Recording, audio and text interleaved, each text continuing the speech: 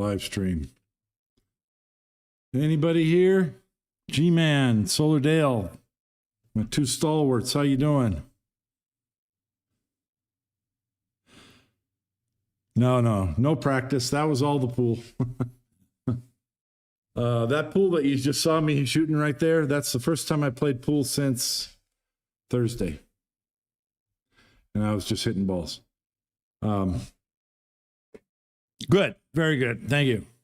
No, this is Q&A, and I'm going to go through my the tournament. I don't want to go on too long tonight. Maybe, I don't know. We'll see how long it goes. Hello, Kevin. S3204. How you doing? I just want to, you guys have put so much into this, especially Dale and G-Man and a few others, helping me out, encouraging me, watching my daily 50 live streams and all that. And so I owe it to you. I'm going to give you a report on the tournament, how it went. Newsflash, I didn't win. I think we knew I wasn't going to win. What's wrong with my cable here? Hold on a second. This cable is stuck behind the table. Give it a little slack. There we go. Okay. Yeah, that's better. Let me turn this text off. Where is it? That right there. No, I did not win.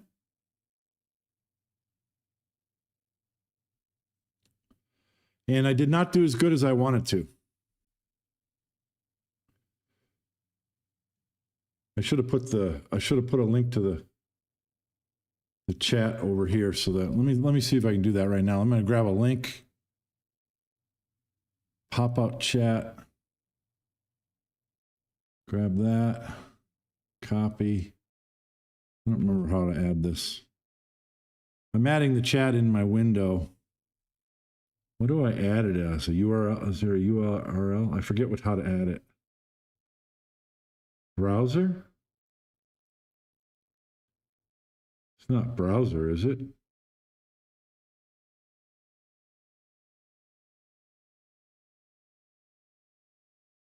Let's see if that's it. Oh, okay, there we go. I'll just put that off to the side here. So I can look at my stream and look at the chat at the same time. Did I learn anything? Yes. I have a notebook page full of what I learned. I have a notebook page full of what I learned, and I have notes, lots of notes on my phone that I haven't processed yet. So let me tell you, let me give you guys a bottom line. I won 2 out of 5 matches, which is what I did last year. I won 2 out of 5. I am not satisfied with my performance. I have excuses, but I'm not going to make any excuses. I'm going to explain what happened. I'm going to go through all 5 of my matches.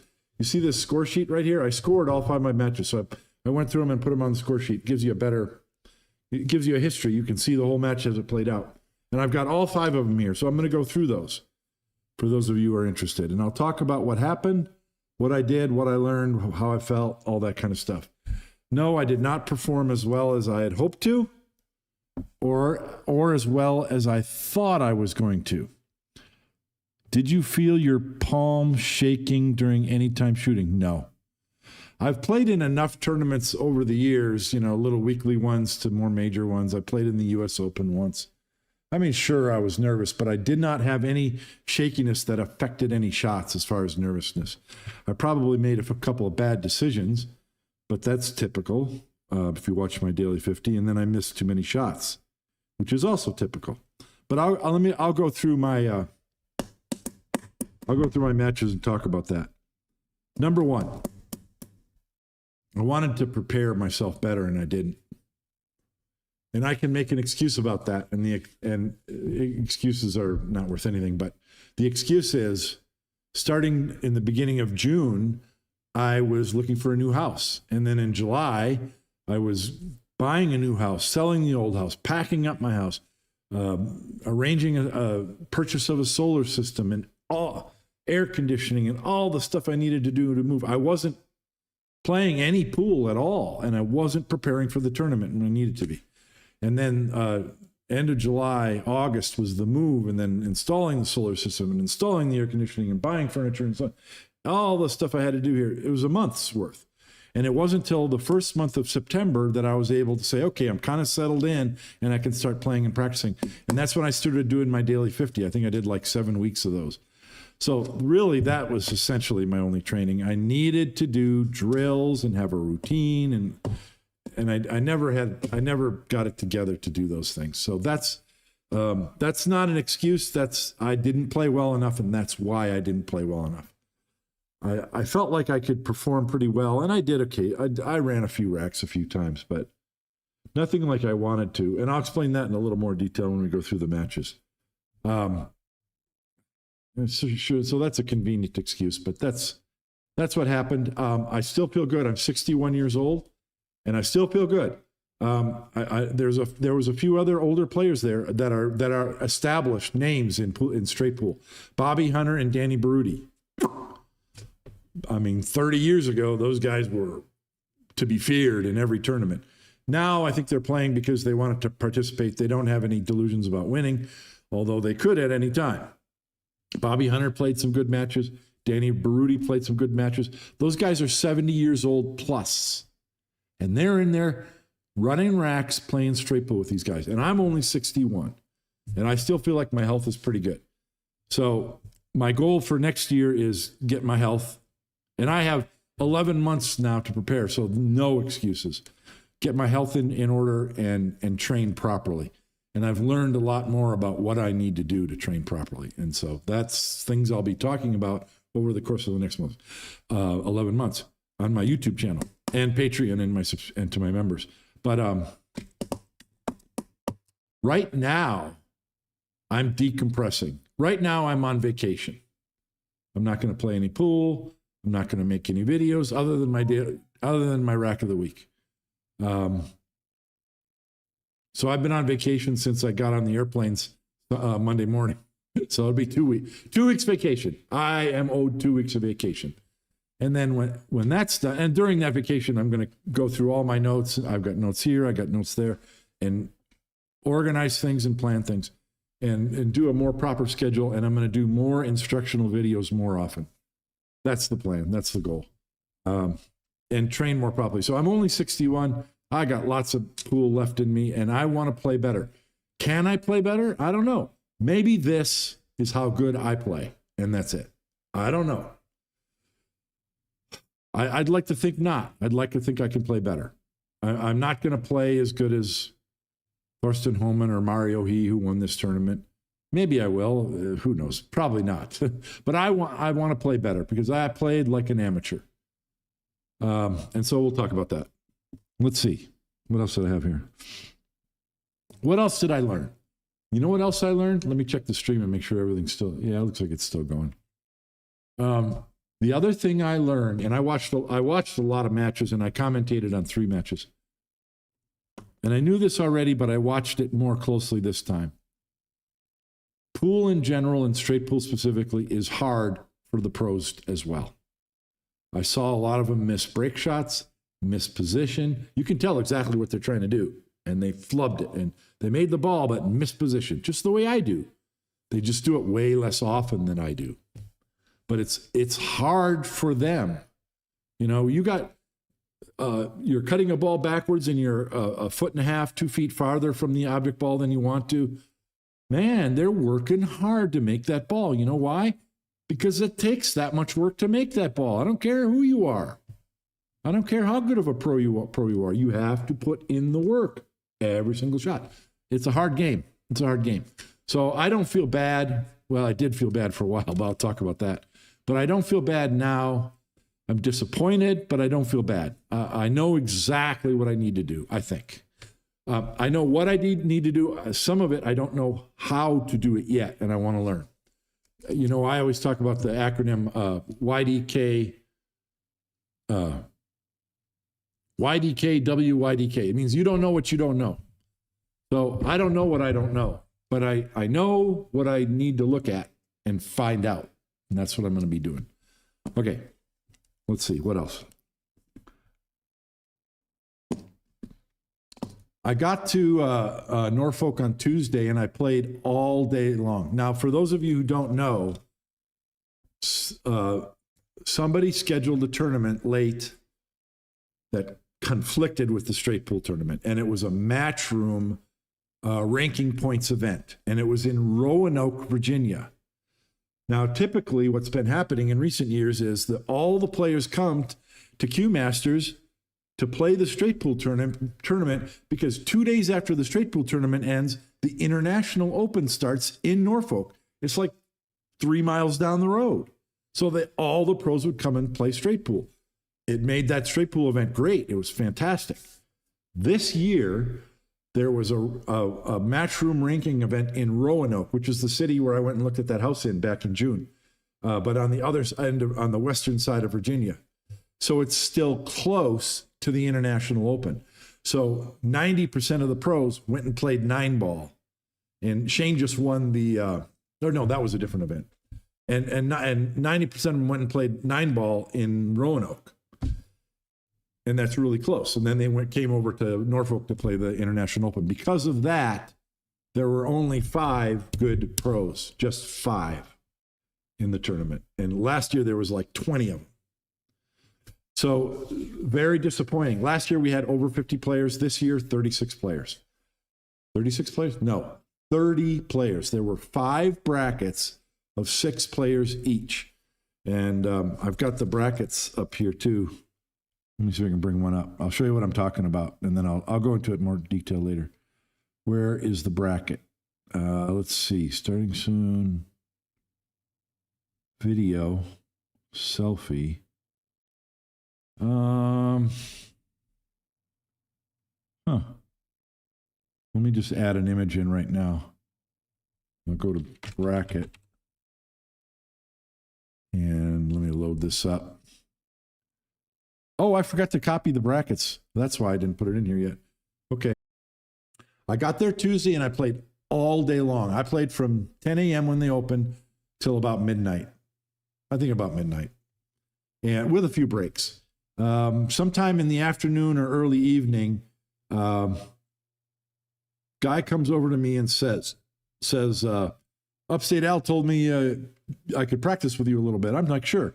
Like last year, it was hard to get a table. You had to play against someone else because there was over 50 players, and so you had to share. This year, there was not as much competition for the tables. So this guy came over. I didn't recognize him, didn't know who he was. He introduced himself as Bob, and we played. We played one game. And he's older. He was like in his late 60s, maybe 70 years old. I don't know, something like that. And I can't find my charts. Where are they? Oh, there they are. Okay, hold on. And so we played a game, and I won. And he didn't play that great, and he said he was having trouble with his eyes or his hips or something. He had some trouble because he's older guy. And so he didn't play his best, for sure. He didn't play his best. Later on, I learned that was Bob Madoff, and he won the straight pool tournament in like 2006, beating a lot of pros.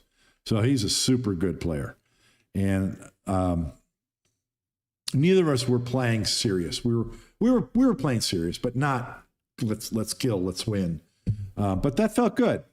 I played fairly well. I was able to run 2-3 racks a few times, played some safeties, missed a lot of shots, but I won that game.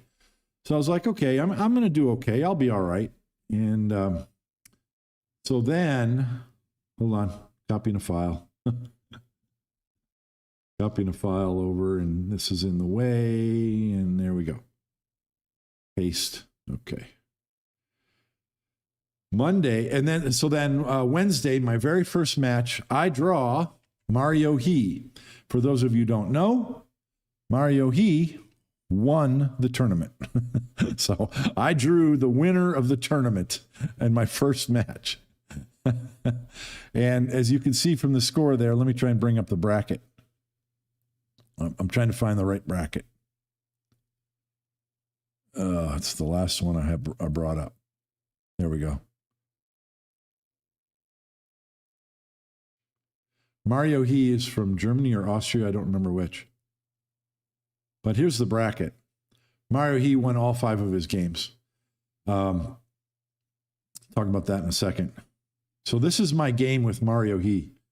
You can see the score sheet on the screen. I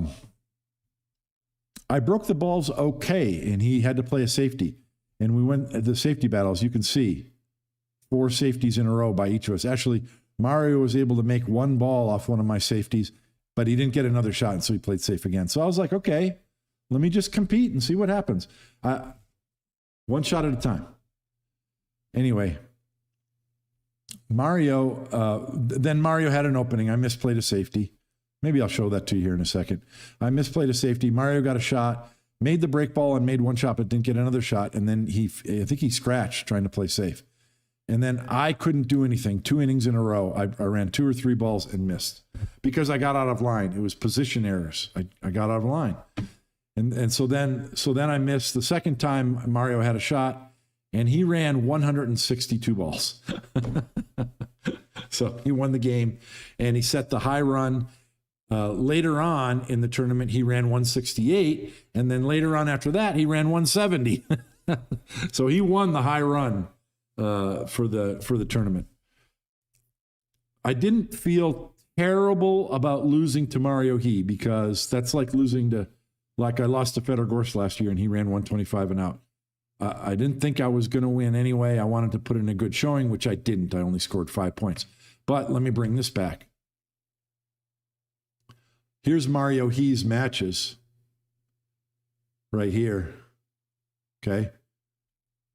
Only 1 player got 28 points against Mario. Uski got 0, and Uski's a better player than I am. Mooseburger is about as good as me, and he got 11, and Polo got 16, and I got 5. So I didn't feel bad about that. Didn't know these scores till Friday morning, but I mean, Mario's a champion player. I'll show you what happened. Let me bring a video up. This is my match with Mario.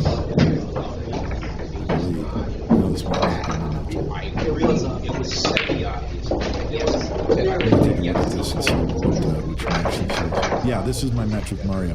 And so, let me get the timestamp. It's 15:44.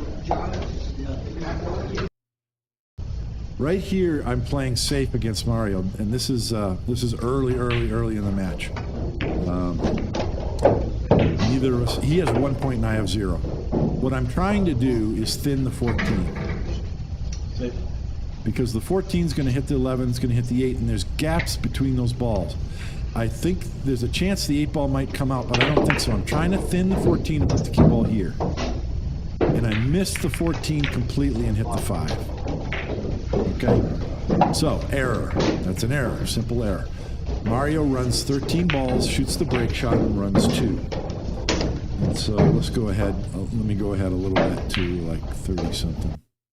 Let me go here. Backing it up a little bit. Yeah, so here's Mario's shot. He kind of gets stuck in the rack, and let me move the chat out of the way. He kind of gets stuck in the rack, and he's got to use a bridge to shoot this shot. And I forget how he fouls. Oh, he tries to stroke it hard because he wants the cue ball to come up and out. And the cue ball deflects into this stripe and scratches. Watch this. Oh, no. Okay, that's not where he scratched. Where does he scratch? Scooch this in a little bit. I don't want to waste too much time waiting for these. Oh. He fouled. That's what he did. I'm trying to catch his foul so we can see it. So it's after this shot. I don't have enough control of this fast forward and rewind to show you. But he's lining up with the shoot next, and he's looking around, and he tapped the cue ball, and he fouled. So I get to shoot from here. Okay? So I come to the table. Now, you've watched my daily 50 enough. I run these balls out. I clear this table more often than not, I think. I'm getting a shot on the 10 right now. to bounce up to here, low angle on the 8, open these balls, cue ball goes forward, I have a shot on the 15 next, I clear the table. You've seen me do it a million times in the daily 50, right? It's not that tough. This is an excellent, excellent opportunity. He touched the 3 ball. Yeah, he touched the 3 ball with his shaft. So what do I do when I shoot the 10? Hit it too hard. And in the wrong direction. I mean, it's just terrible. But I'm okay because I can just pinch this ball, shoot the 8 here, pinch this ball, and just draw the cue ball over here. I'm trying to land the cue ball on the rail. Because cue ball on the rail, I can do a little force follow. Cue ball hits these balls, goes to the side rail, comes out, I clear the rack. I'm not the slightest bit worried. I'm like, okay, no problem. I've dealt with this a million times. I'll deal with this. So I hit the previous shot too hard. What do I do in this shot? Way too hard. And now I'm embarrassed to show this shot because, I mean, it's just, I know why I missed. So I've got a shot on this ball on the side, and I'm supposed to shoot this, but this is recovery shot 2, right? But I can shoot that, or I can shoot the 6. I don't want to shoot the 6. I'm supposed to shoot this ball because I go to the rail and out. I'm going to have a shot on the 13, or the 4, or the 6 on the side. That's what I'm supposed to do. I make a bad decision, and I commit to this ball, and I just chunk it and hit it terrible. Because I've got a force follow off the rail. It's a harder shot. And so I force followed to here, and look what shot I would have had next. Nothing. So, I mean, just terrible play. So disappointed. So that's enough about that. Let me hit pause on that.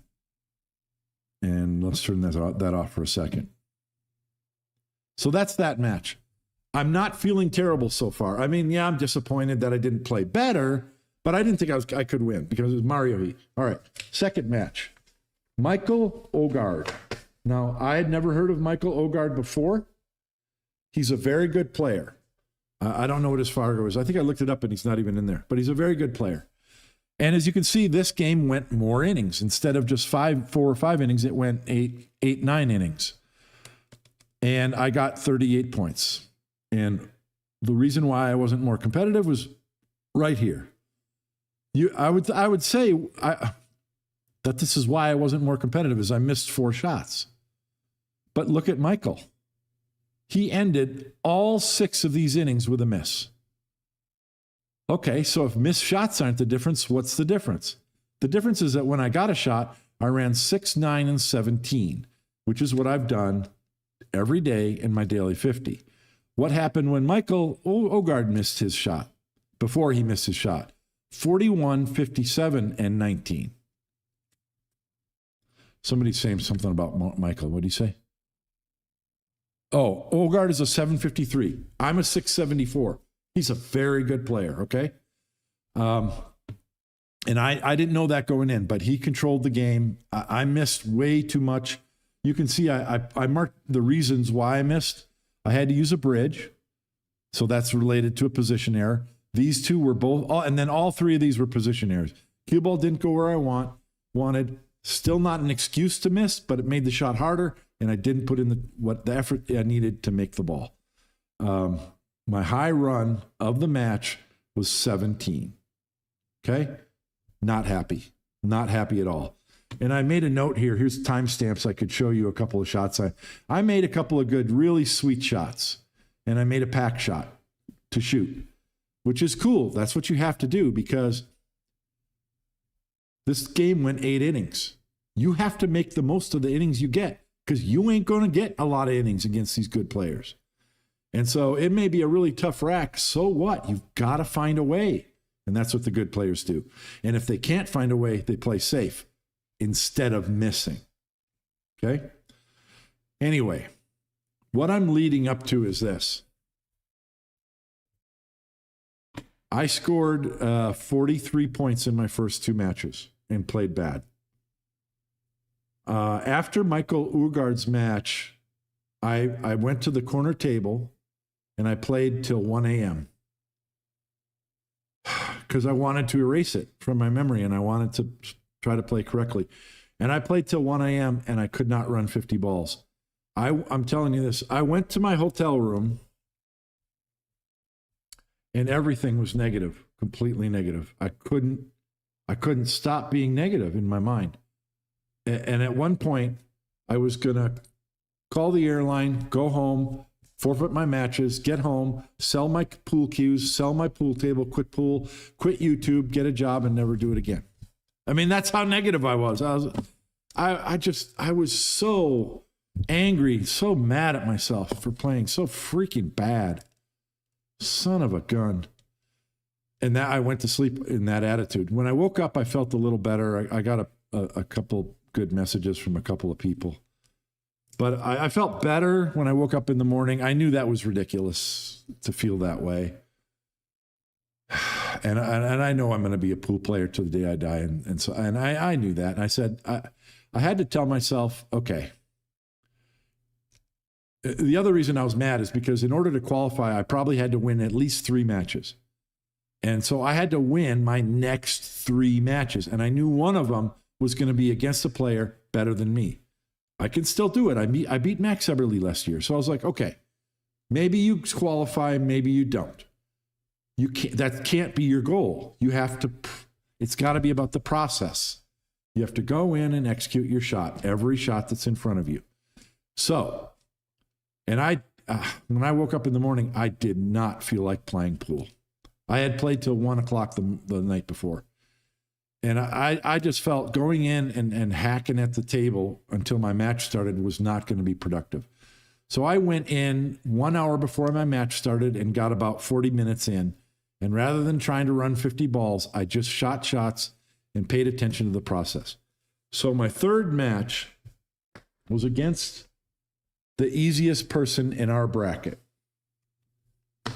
And I apologize to Polo if he's watching or anything. He's a good player. And he may have been nervous the way we are when we're playing a tournament like this. And he can play. He made some good innings where he ran some balls. But I knew after a few innings that I was probably going to win this game. But this is a game against a player that's not better than me. Let's just put it that way. And it took 29 innings. I didn't care. I stayed positive the entire time. I missed shots. I misplayed position. I misplayed my safeties. I let my opponent shoot. I did not get negative at one moment through the whole thing. I was just resigned to just let whatever happens and just execute my shot the best I could. When I got shots, a couple of innings, right here, I ran 26 and 29. I want to make sure my stream's still working. I'm letting the stream catch up. I want to make sure that my pen's working.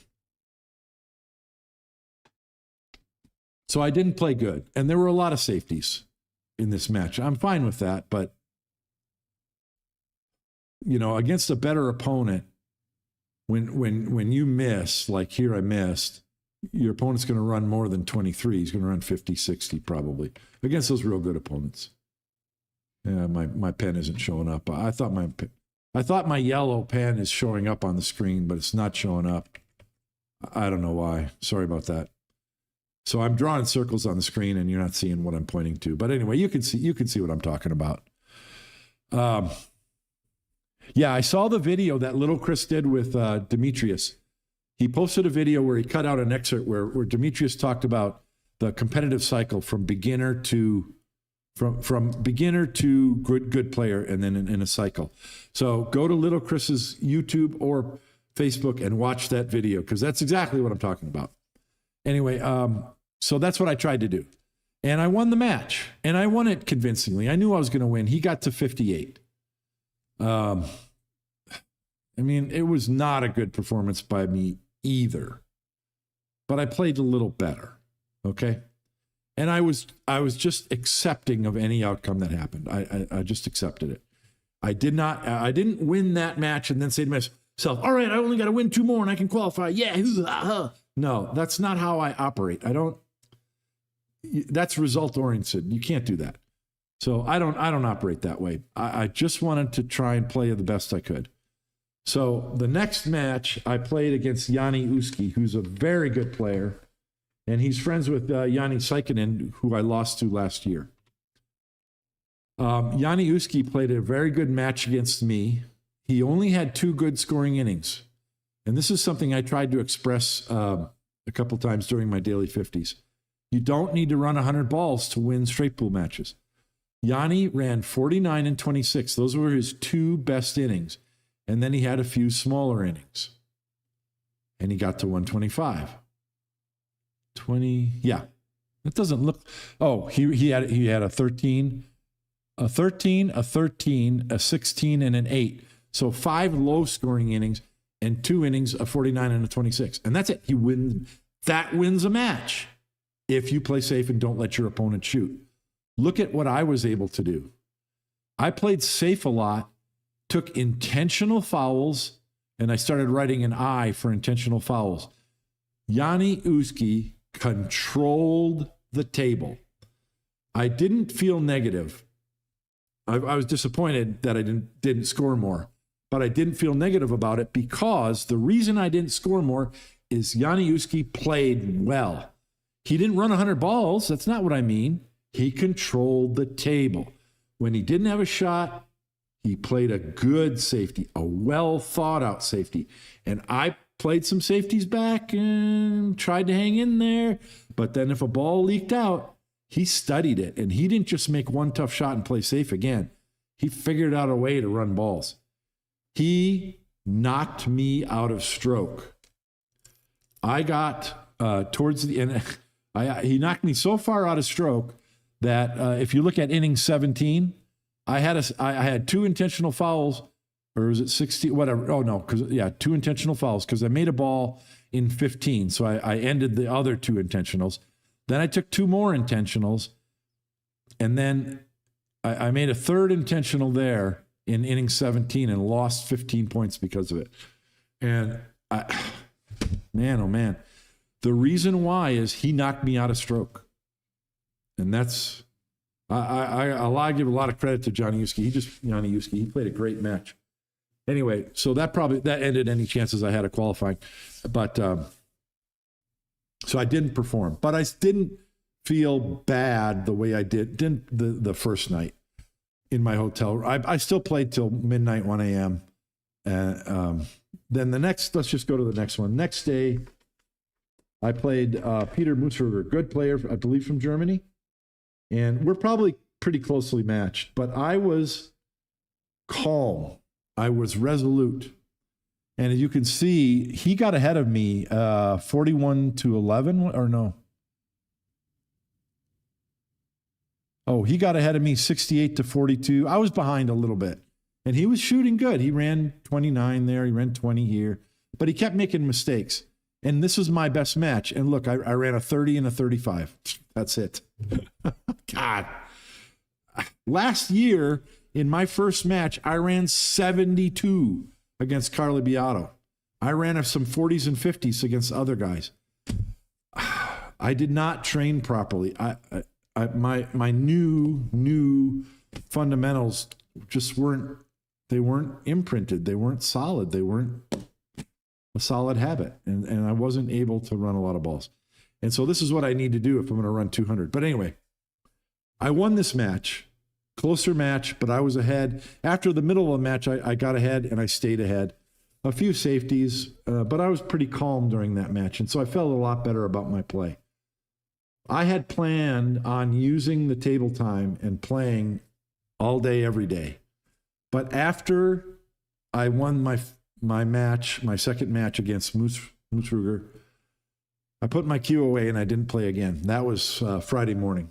So if those of you who saw me playing here on my home table, that's it. That was the first time I've hit a ball since Friday morning in Norfolk. Just realizing what I need to do to play the way that I think I should play. And I complained about it a million times during my daily 50s. Wow, how come I can't play better? How come I run 10 and 14 balls for 10 innings? How come it takes me 2 hours and 3 hours before I can run 50? This is why. You can see it. So a learning experience. Yes, huge learning experience. I didn't play as good as I did last year, I think. I don't think I did. Yeah, I just didn't. So no excuses. But I know what I need to do if I want to play better. I know what needs to happen. And it's not trying to run 50 balls every day. It's not it. The reason why my daily 50 idea was based on the anecdotal story that Nick Varna would run 100 balls every day before he ate breakfast when he was in college. But he was already a 100-ball runner. He wasn't learning how to run 100 balls every day. He was already had the skill to run 100 balls every day. And he was doing it to solidify that and to even get better. So I don't think that was the good approach. I don't think it was a good approach. Now, it was a good approach because I ran over 100 balls 6 times, beginning the 1st of September till October when I left for the tournament. So 6 times in like 7 or 8 weeks, I ran 100 balls. That's way more often than I've ever run 100 balls in the past. I'm up to 19 runs over 100 in lifetime. 19 of them lifetime, and 6 of them were in the last 7 weeks. So in that sense, yeah, it was good. I know what happened during those runs and what I was doing better during those runs compared to all the times that I didn't run that much. So I've got lots of notes. I'm going to put together a schedule along with videos that I want to publish on the channel. Questions? Anybody ask me some questions? Let me turn the score sheet off. I want to show the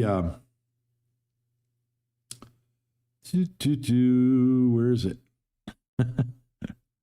Epic Pen bracket. Oh, brackets over here. Scan code. Where's the score sheet?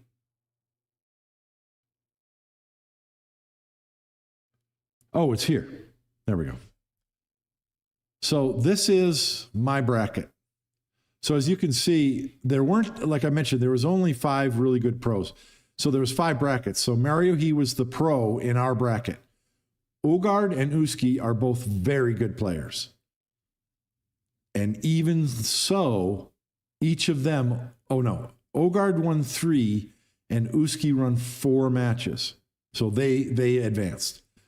If I had won one of my matches against those guys, then I would have won 3. As you can see, I won 2 matches. Had I won 3, my scores might have been too low to qualify anyway. The other guy who won 3 might have gotten in there. So I don't know if I would have. Well, no, if I won 3, then one of those would have won 2. So yeah, who knows? Who knows? I still might not have qualified had I won 3 matches. But so that's that bracket.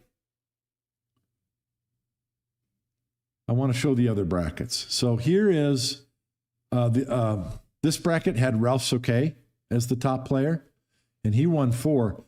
Bader Alawadi, I believe he's from Kuwait. What a good player. I'm going to be showing videos about him. Really good stroke. Slow backstroke, smooth follow through and stay down. Really like how Alawadi plays. Bobby Hunter and Danny Berruti were both top players back in the day and still can play, but they couldn't get there against this competition. And then Chin and Waldo were the amateurs in there. And so that was that bracket. Just thought you'd be interested in seeing these. This bracket, the top player was Thorsten Homan. Yanni Sikkanen, I played last year and he beat me. Sean Wilkie is a very good straight pool player. And then they had 3, amateurs, not good pros. And so those 3 advanced. Those of you that predicted that this year I would have a better chance to advance than I did last year were right. You were right, absolutely right. But I didn't perform. Okay, let's see. The 4th bracket was Lee Van Corteza. And as you can see, he won 5. And then Brandon Schuff is a pro, and he won. And then Bob Madoff is he's older now, but he has won the tournament before. And then Michael Yednek, friend of mine, good straight pool player, he qualified. And then so that was that bracket. And then the last bracket was Mika Immonen, I believe. Yeah, Mika Immonen, they went behind a file cabinet to write the last scores. But Ralph Eckert as well. Ralph Eckert won 4 games. And so the amateurs in that bracket, this might have been the easiest bracket to qualify. Maybe I'm not going to beat Immonen or Eckert, but I might have been able to win 3 against the other guys. Maybe not. But it doesn't matter. I just thought you'd be interested in seeing how these brackets shook out. Last year, there was 7 or 8 brackets, and each bracket had at least 2 pros, if not 3. So this was definitely an easier tournament. Let's see. Somebody has a question. Let's see. So glad to see you competing and having a good time doing it. I'll be following your journey to the pro tables. Thank you, Eddie. I appreciate that. One of the other lessons that I learned, and I learned this before I left. I knew it before I left. I am not going to get in stroke well enough to compete on my home table back here. Yes, the home table is great, and I need to play on it and practice on it a lot and practice the correct things. But you got to get out there and play tournaments. And even if there's no straight pool tournaments, I need to get up to Phoenix and play some 9-ball tournaments or 8-ball or 1 pocket. And it's hard because every tournament I look at is 550 and under Fargo, 650 and under Fargo, bar table 8-ball. I only want to play 9-foot. And so it's hard to find a 9-foot table that's an open. But I'll play in every one that I can find. And maybe if there's a tournament in Vegas that's only 5 hours away, I could go play in Southern California if it's a tournament. I'm 5 hours from San Diego, and LA. So I've got to find, that's one of the things I need to do is find ways to compete more against good players. That's just all there is to it. Very simple. Do you have any interest in getting a coach? Do you prefer to do? I tried to get a coach. I contacted a couple of people and they said they'd look at my YouTube channel. I never heard back. So maybe I'll try again.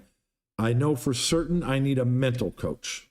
I've got the books and I've read them and I've made notes and yes, they help, but I know that I need direction and help. It's the, you don't know what you don't know. And I know there are things I don't know and that'll definitely help me. I know some stuff, but I know that there's more.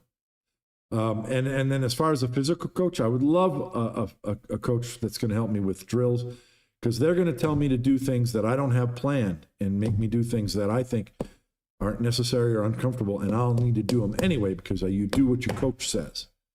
And so, yes, I'm open to that as well.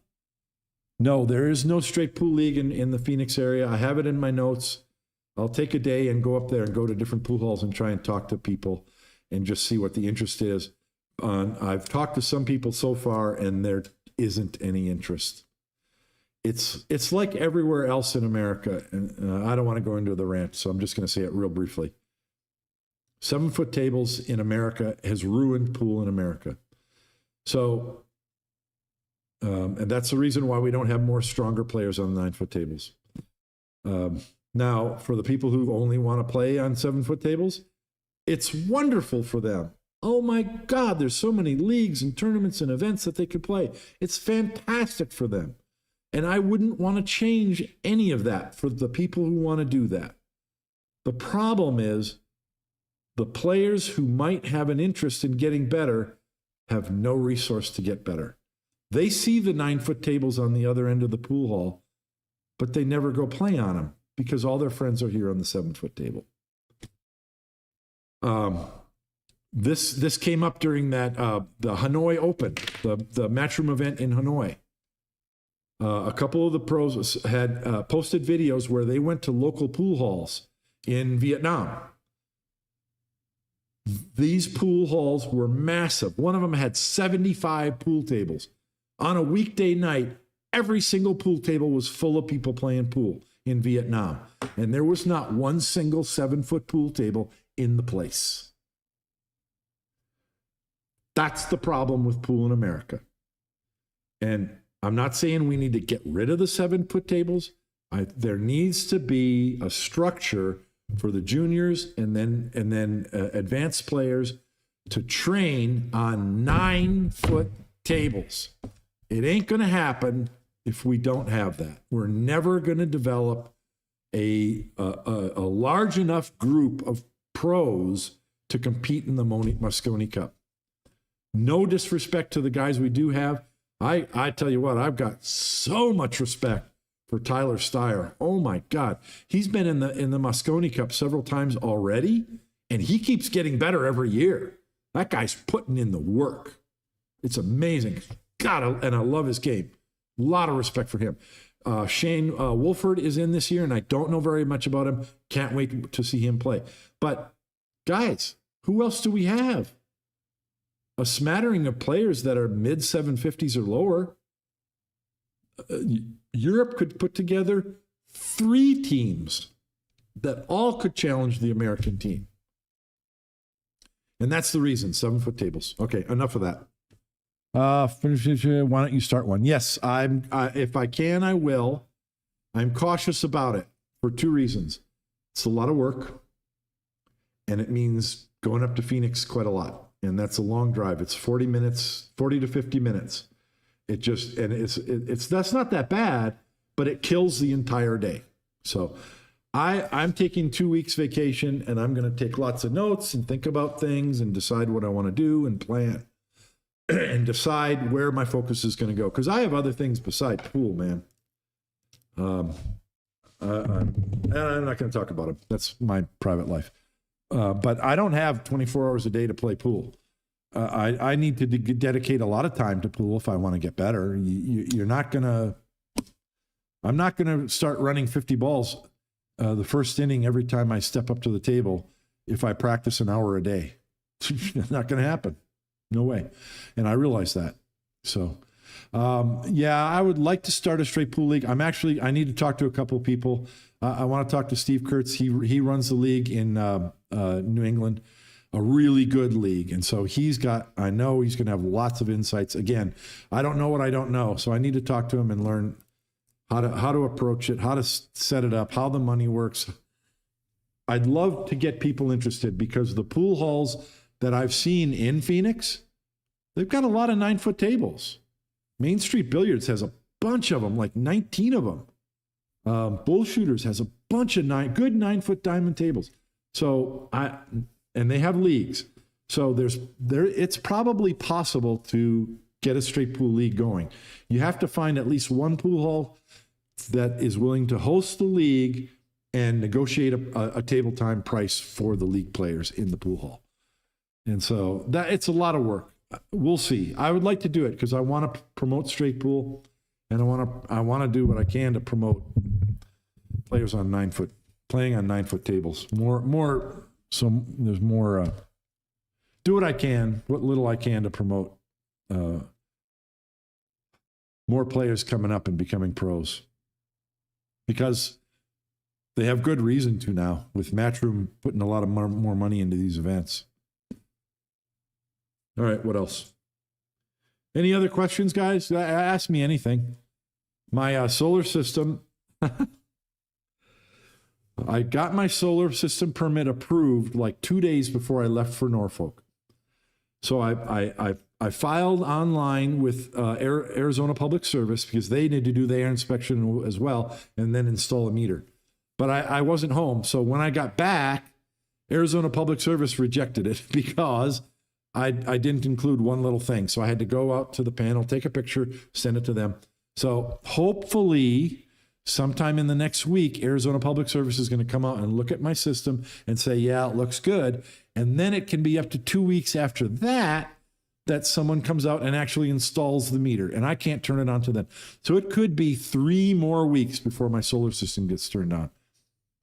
I'm trying to hide how mad I am, but stomping mad.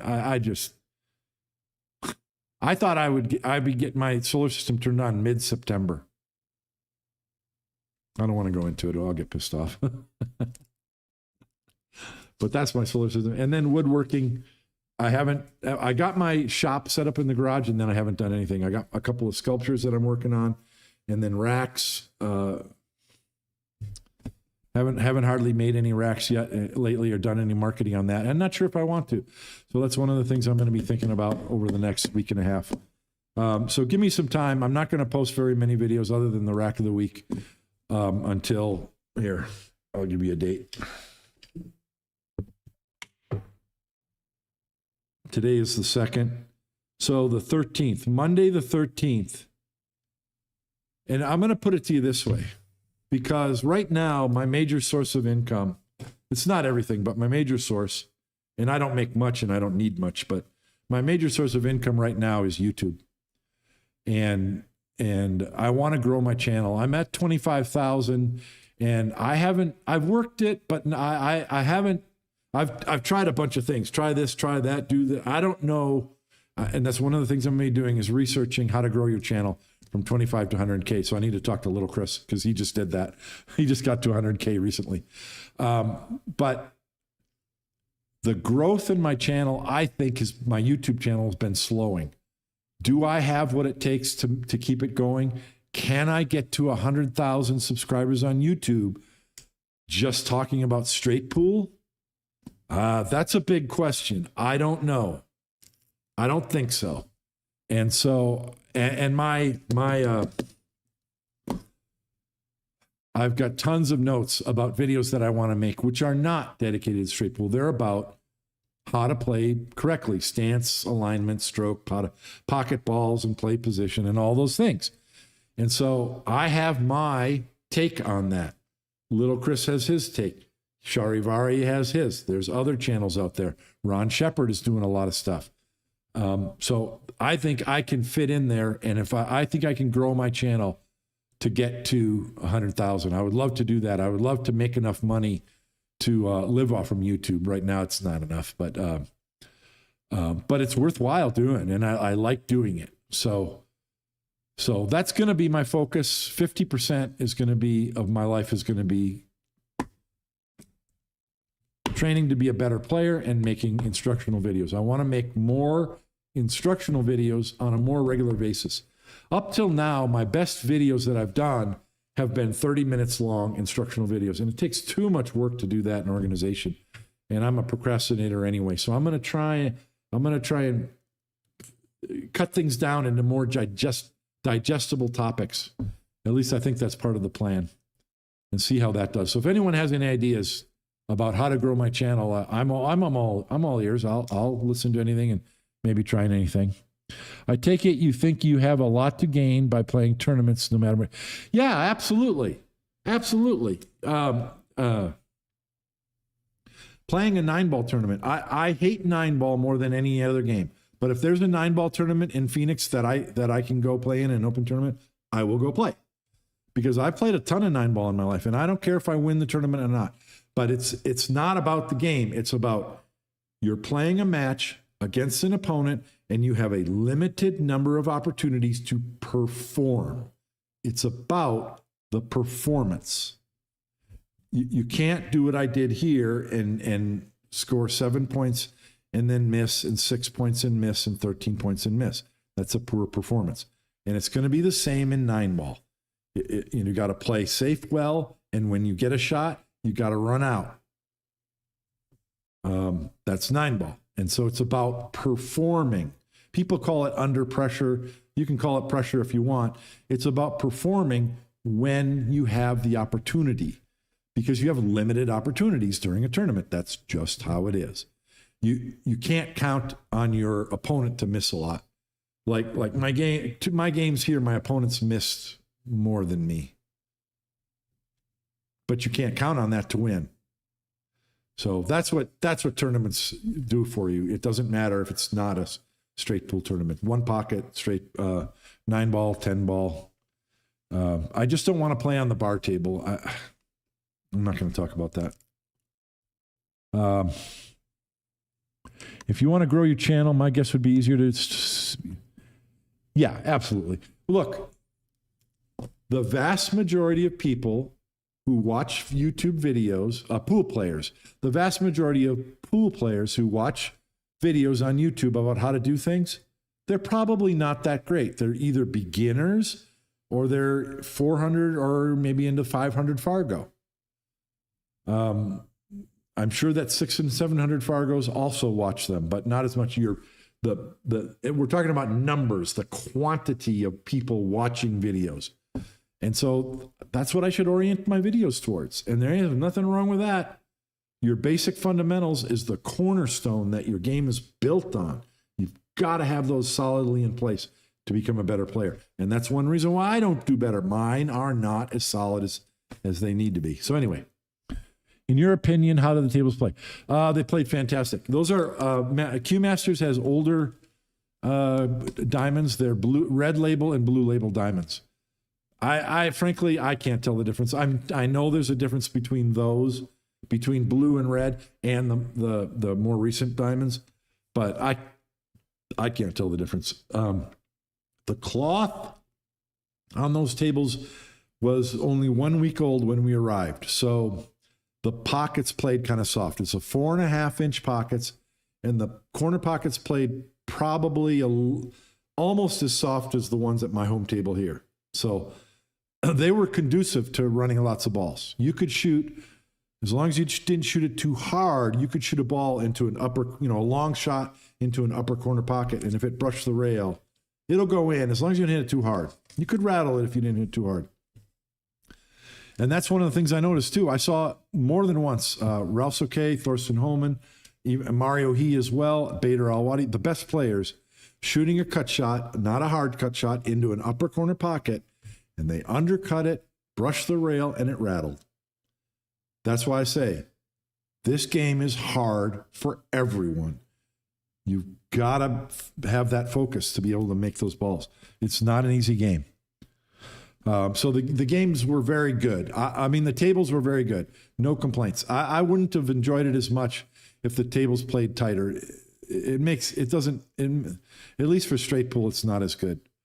So I thought they were perfect. I loved them. I didn't have any complaints at all. The first day I played from 10 a.m. to 1 in the morning, and I was totally adjusted to the rails and the speed of the table. Didn't have any complaints or issues at all. Yeah, I think they played fantastic. What else? Got a scan code on the screen. That's for my book. Road to 200.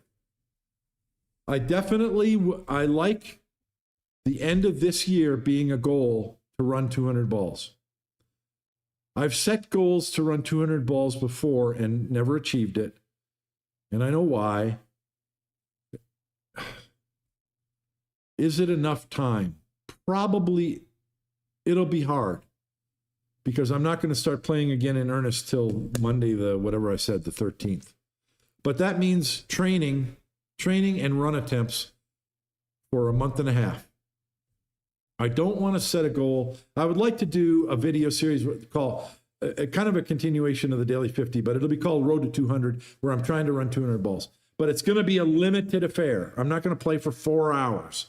That's counterproductive. I will not do that. It'll be either 10 innings or a limited amount of time. And then back to training. That's what I didn't do leading up to Norfolk. I think I can run 200 balls on this table behind me. This table still plays pretty easy. It's pretty soft. I've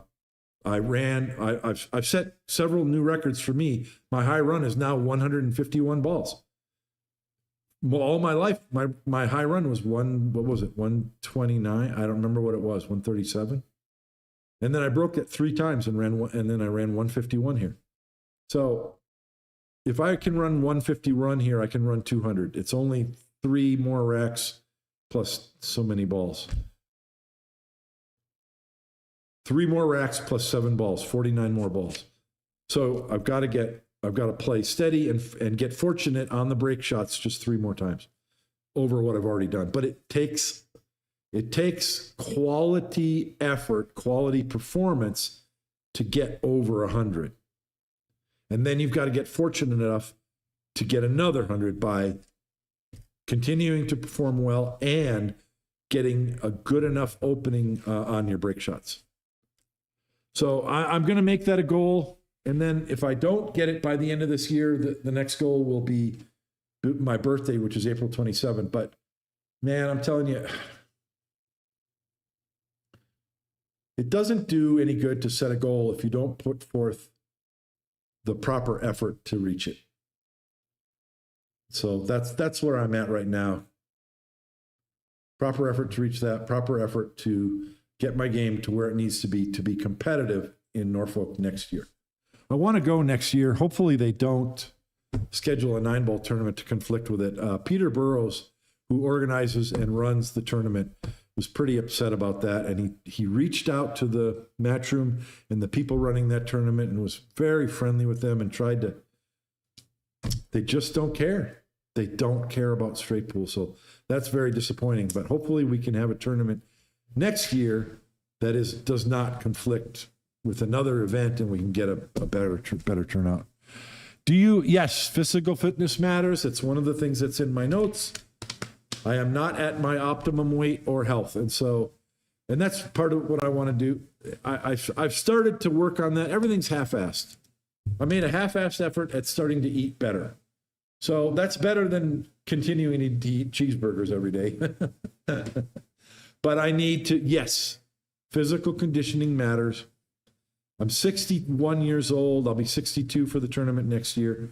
And frankly, if I didn't play pool, health would be on my agenda as well, because I don't want to be bent over, barely able to walk when I'm 70. When I'm 70 years old, I want to be walking around the pool table playing pool, because I love playing pool, and that's a measure of health as well. I want to be active. And I've been fortunate in my life so far, knock on lots of wood, to not have any big problems. By the way, my foot did not hurt ever at all in Norfolk. I'm not going to explain what I did, but I did some things and alleviate it. And so as long as I keep taking care of it and not eating the things that were causing the pain, and plus taking care of my feet and wearing my shoes, I think my feet are going to be okay. I'm not going to have that terrible, terrible pain anymore. So yes, physical fitness definitely matters. Speaking of Steyer, yeah, he's in shape. He's not a bodybuilder, but I know he works out for sure. I'm not sure if that's what you mean. I don't know if the other guys on the team do. Shane works out with his fishing pole. I don't think he does a whole lot. But he's a big, strong guy. I liked watching Shane in that 8-ball tournament recently that he won, because a lot of the rules in 9-ball and 10-ball breaking have been, at least partly, have had the effect of negating Shane's break advantage. But in that 8-ball tournament, his break was in full power mode, and that's a big part of the reason why he made it to the finals.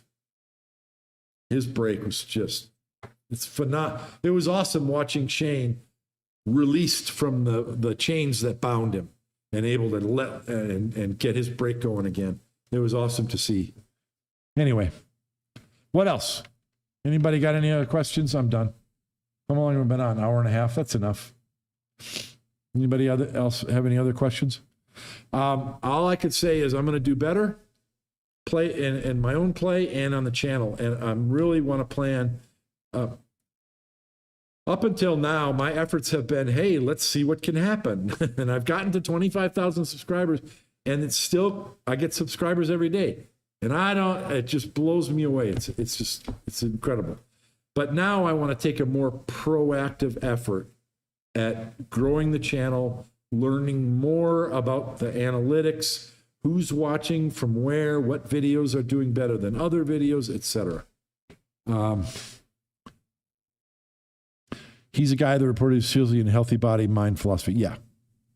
And like I said, Tyler Steyer gets better every year. And he's not, some pros, they pop onto the scene and they go up to number one right away.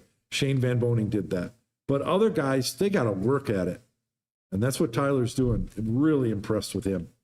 He has the attitude where I've never talked to him and I don't know what his goals are, but it seems to me his goal is to be one of those top players. And his Fargo, where's his Fargo at right now? He won a tournament.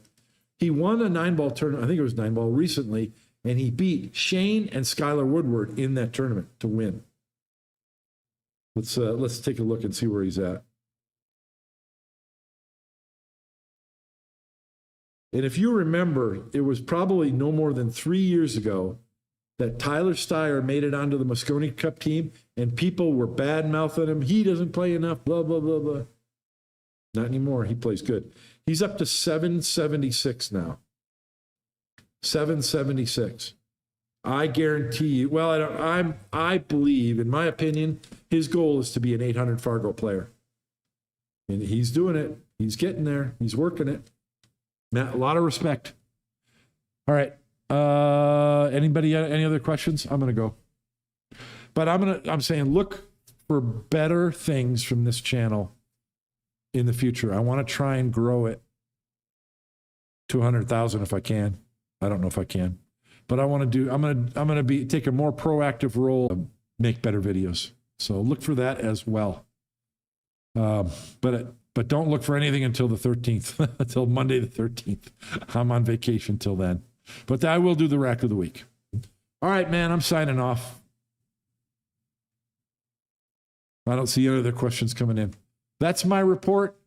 I'm going to say that I apologize to everyone for not doing better. And I've also apologized to myself for not doing better, but it only matters if you know why and you have a plan for going forward. And that's what I do have. So I plan on doing much better next year. I've come a long way. Jesus. When I look at videos about how I played 3 years ago, it's been a lot of work, guys. I've put in a lot of work. Yeah, it didn't go as planned, but you know what? I had a good time. Except for Monday night when I was ready to just quit everything, which was hilarious. I had a good time. I really did. Nice seeing a lot of those guys, Baruti and Yednak, and I talked to some other guys and hopefully made some connections. I had an opportunity to chat a couple of times with Thorsten Homan and Ralph's okay, and I wish I would have had a chance to talk to him for hours more or play them, but I didn't. They're both fantastic guys and just super ambassadors for the game of straight pool, man. So anyway, yes, it was a fantastic time. It really was. And I plan on going next year. But I don't think I have anything else to say. That's it. I am going to sign off now and see you Monday. Talk to you later. Bye.